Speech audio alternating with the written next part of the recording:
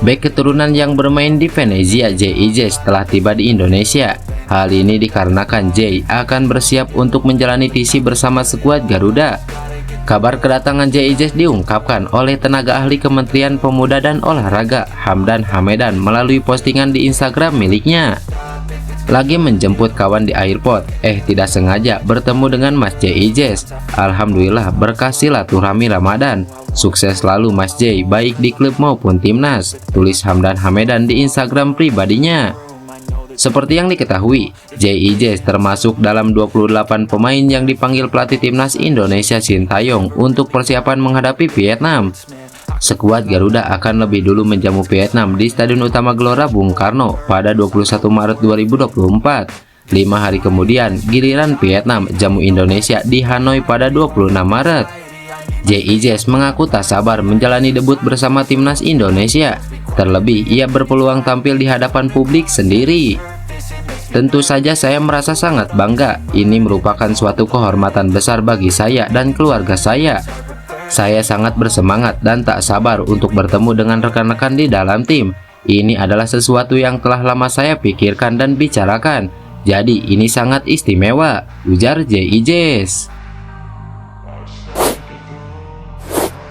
India dikabarkan bakal menjadi lawan timnas Indonesia dalam laga persahabatan yang memperingati 75 tahun terjalinnya hubungan diplomatik antar kedua negara.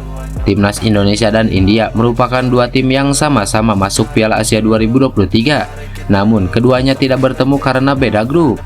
Bahkan India tak berhasil lolos dari fase grup. Di sisi lain, skuad Garuda mampu melaju ke babak 16 besar dengan cara dramatis. Nah, kini timnas Indonesia disebut akan melawan India. Ide ini telah didiskusikan oleh Dubes India untuk Indonesia, Sandep Chakravorty, bersama PSSI yang juga mendukung. Permintaan resmi kini sedang diajukan oleh Sandep ke Federasi Sepak Bola India agar pertandingan bisa berlangsung. Saya sedang diskusi dengan AIFF untuk membawa timnas datang dan bermain di Indonesia. India dan Indonesia bekerja sama dalam olahraga yang populer di kedua negara. Kami mungkin tidak tampil bagus di peringkat FIFA, tapi saya percaya semangat itu ada dan untuk menyatukan orang-orang, ujar Sandep Chakravorty. Laga ini bisa menjadi acara khusus karena memperingati hubungan diplomatik antar Indonesia dan India yang ke-75 tahun atau sejak 1945 silam. Meski begitu, belum ada jadwal resmi kapan skuad Garuda bakal menghadapi India. Sebab anak asuh Sintayong juga sibuk di bulan Maret 2024 ini. Pelatih Dewa United Jan Olde Kering melontarkan kritik pedas terhadap timnas Indonesia yang saat ini didominasi oleh pemain keturunan Belanda. Jan Olde yang merupakan pelatih asal Belanda menilai bahwa talenta pemain lokal Indonesia jauh lebih tinggi dibandingkan pemain keturunan yang dinaturalisasi. Jan Olde menyayangkan banyaknya pemain keturunan Belanda yang dinaturalisasi oleh timnas Indonesia seperti Jay Ijes, Nathan Joe, dan Tom Hey. Khususnya Tom Hey dan Jay Ijes yang memang pemain ini dianggap akan menaikkan kualitas timnas Indonesia. Ia menegaskan bahwa Indonesia harus menemukan identitasnya sendiri dengan mempercayai dan mengembangkan talenta pemain lokal yang ada. Jan Olde mencontohkan salah satu anak asuhnya di Dewa United, Theo Numberi, sebagai bukti talenta luar biasa pemain lokal. Menurutnya, Theo adalah pemain yang paling berkembang dan memiliki talenta tersembunyi. Jan Olde mengingatkan bahwa dengan banyaknya pemain keturunan Belanda yang dinaturalisasi, keberadaan pemain lokal terancam tergeser. Indonesia memiliki pemain yang sangat teknikal. Penting bagi Indonesia untuk membentuk identitasnya sendiri dan benar-benar berinvestasi dalam edukasi dan struktur pembinaan pemain muda. Ini adalah tantangan terbesar di sepak bola Indonesia. Theo adalah salah satu pemain Indonesia yang paling berkembang dalam pengetahuannya. Dia selalu fokus pada hal-hal dasar dan kualitas pemain Indonesia benar-benar bisa ditingkatkan lebih pesat. Sekarang Indonesia mengambil semua pemain dari Belanda, tapi kalian tidak boleh lupa untuk mengedukasi pemain-pemain lokal kalian, jelas Jan Olde. Dia menegaskan bahwa permainan yang ditunjukkan oleh pemain keturunan Belanda juga bisa dilakukan oleh pemain lokal Indonesia, asalkan mereka mendapatkan pelatihan dan pengetahuan yang tepat. Calon pemain timnas Indonesia Ragnar Oratmangun merupakan seorang muslim. Ia pun menjalankan puasa di bulan Ramadan meski harus membela timnya bertanding. Terbaru, Ragnar Oratmangun harus berpuasa ketika Fortuna Sittard menghadapi PSC Zwolle pada minggu kemarin.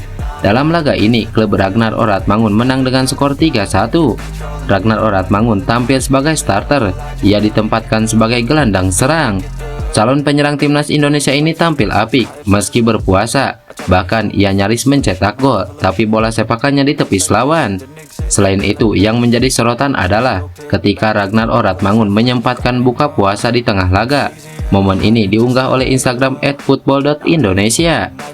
Dalam postingannya itu, pemain berusia 26 tahun ini ke pinggir lapangan. Ia lalu minum dan makan kurma. Adapun dalam laga itu, Ragnar Oratmangun bermain selama 82 menit. Ia lantas digantikan oleh Christopher Peterson. Terlepas dari hal itu, Ragnar dikabarkan akan menjalani sumpah WNI pada 18 Maret 2024.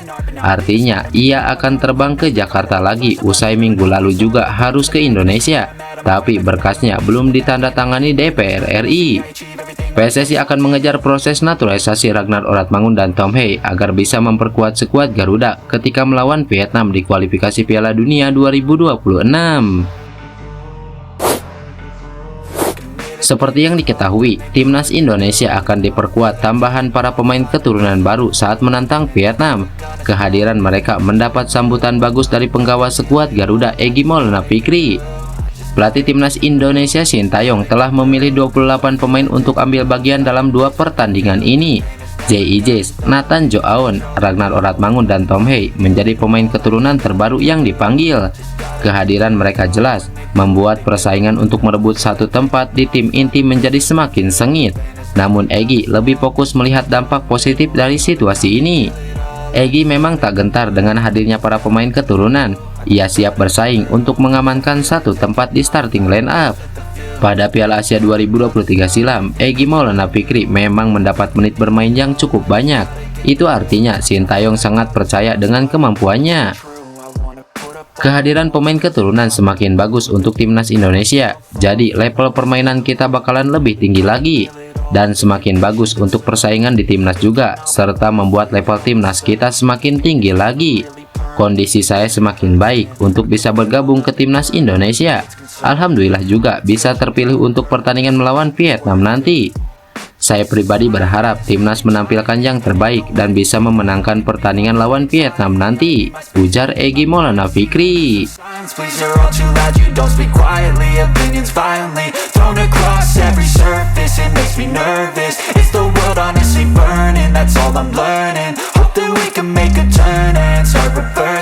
All our minds, we put the work in, we got some work, man.